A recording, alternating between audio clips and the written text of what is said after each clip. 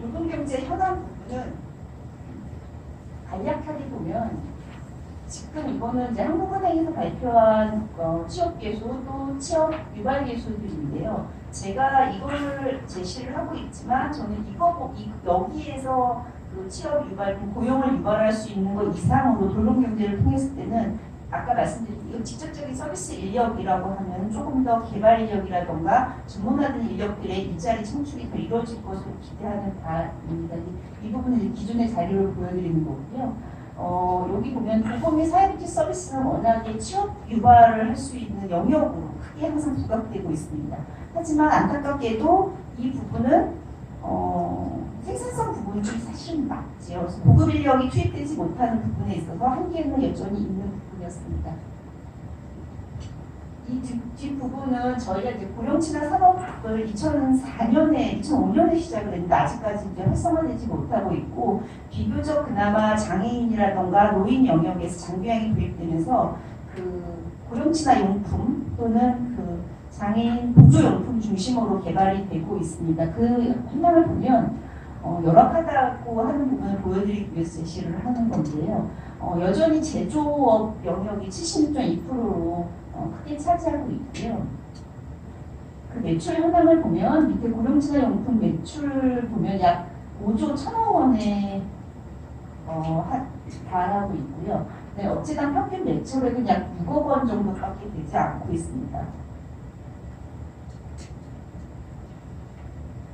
또한 이 인력에서도 보면은 고령친화 용품 분야에 종사하는 한 개 업체당 직원은 약 26명 정도에 그치고 있고 특히 밑에를 보면은 10명 미만의 그 업체가 약 전체 업체의 한 절반 이상에 다다르는 것을 볼 수 있습니다. 즉 현재 고령친화를 중심으로 해서 돌봄경제의 일부분인 돌봄기술이 발달되고 있으나 여전히 열악한 상황이라는 것을 보여드리기 위해서 제시를 한 부분입니다.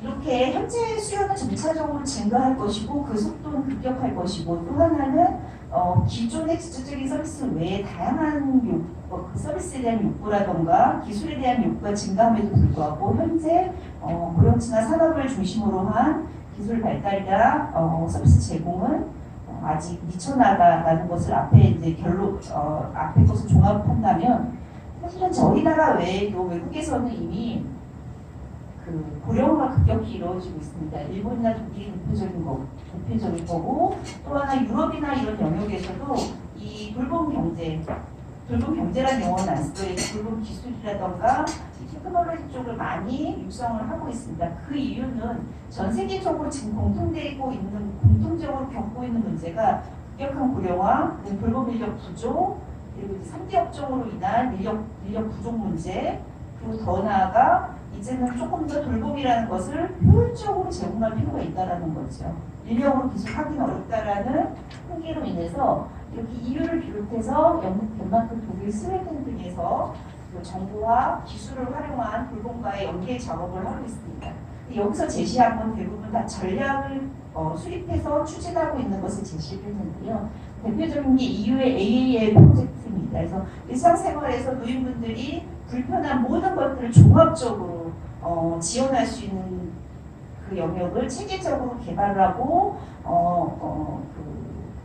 기술을 개발하는 뿐만 아니라 서비스를 제공할 수 있는 체계를 만든다던가 거버넌스를 구축한다던가 이런 영역을 종합적으로 마련을 하고 있습니다. 영국이나 덴마크 같은 경우에는 조금 더 빅데이터나 데이터를 연결하는 작업, 망을 까는 작업에 집중하는 것을 볼 수 있고요. 독일이나 일본 같은 경우에는 어떤 기술을 개발해서 그것을 접목시키는 작업들을 많이 하고 있습니다. 따라서 일본에서는 케어 로봇이라고 하는 로봇 기술을 어떻게 하면 더 활성화시킬 것인가에 대한 부분을 끊임없이 연구하고 그 부분들을 정착시키기 위한 노력을 하고 있습니다. 뒷부분은 자세한 내용들은 자료를 보시면 될 것 같고요. 내용이 많아서 자세하게 기입을 하지 못했지만 이렇게 외국 사례를 통해서 저희가 이제 느낄 수 있는 또는 사례 시사점이라고 하는 것은 그러니까 이미 해외에서 많이 하고 있는 것을 보면 기존 서비스의 기술하고 데이터, 플랫폼이라는 것을 어떻게 영역을 이렇게 연결시킬 것인가라고 하는 게 가장 큰 첫 번째 저희가 돌봄 경제를 성공을 시킬 수 있는 키 포인트라고 할 수 있을 것 같습니다. 두 번째는 저희가 돌봄 경제 또는 돌봄 기술이라고 했을 때 되게 고급 기술만을 활용하는 것을 생각을 하는데 특히 로봇이라든가 이런 쪽을 많이 생각을 하는데 그 외에도 기술력은 낮지만 그것이 노인이나 장애인의 일상생활에 크게 도움이 될 수 있는 부분들이 많습니다. 따라서 상용화된 기술을 활용하는 데서 보편적인 서비스로 단기간에 할 수 있는 과제를 선정을 하고 또는 고급 기술이나 또 연구개발을 중장기적으로 추진할 과제를 걸러내고 이런 저희 연구에서 좀 단계적으로 접근을 할 부분을 과제를 좀 정리할 필요가 있겠다라는 것을 두 번째 저희 시사점으로 제시할 수 있을 것 같고요. 세 번째는 거버넌스입니다. 민간과 공공과 또 하나 더 중요한 것은 영역 간 그 융합하고 연계할 수 있는 부분이라고 생각합니다. 여기는 이제 복지 서비스 분야뿐만 아니라 기술, 또 정책을 수립하시는 분들, 민간, 공공 다양한 분이 여기 이 포럼에 모였다고 생각이 듭니다. 여기 분들이 다 같이 협력을 해야지만 나올 수 있는 게 돌봄 경제가 아닐까라고 하는 시사점을 얻을 수 있고 이 부분은 독일이나 EU 등에서 거버넌스를 통해서 이제 극복하기 위한 노력을 한다는 것을 저희께서는 큰 시사점으로 볼 수 있을 것 같습니다. 마지막으로는 저희 나라 노인 이제 고령화 급격히 진행되면서 대상자의 특성이 급격하게 변화되는 것을 볼 수 있습니다. 현재 노인의 눈높이를 맞춘다면 사실은 돌봄 경제를 크게 확대하는 것은 어려울 것으로 보입니다. 왜냐하면 현 노인은 소득 수준이 낮기 때문에 돈을 유동화시킬 수 없는 한계를 가지고 있습니다. 하지만 이 부분을 어떻게 극복할 것인가? 약간 돌봄 경제와는 한 걸음 떨어져 있지만 이 부분에 어떻게 소비를 더 활성화시킬 수 있는 부분을 할 것인가라고 하는 금융정치적인 부분에 밑에 깔아주는 것도 돌봄 경제를 더 활성화시킬 수 있는 하나의 방법이 아닐까라는 생각이 들고요. 또 현재 노인과 미래 노인, 특히 이제 베이비부모가 급격하게 들어오고 연금 수급 대상자들이 크게 들어올 것으로 예상되는 현 시점에서 좀 더 장기적으로 이분들의 수요를 어떻게 산업화와 시장에서 풀어낼 수 있도록 할 것인가라고 하는 부분을 같이 고민을 해봐야 될 것으로 생각을 하고 있습니다.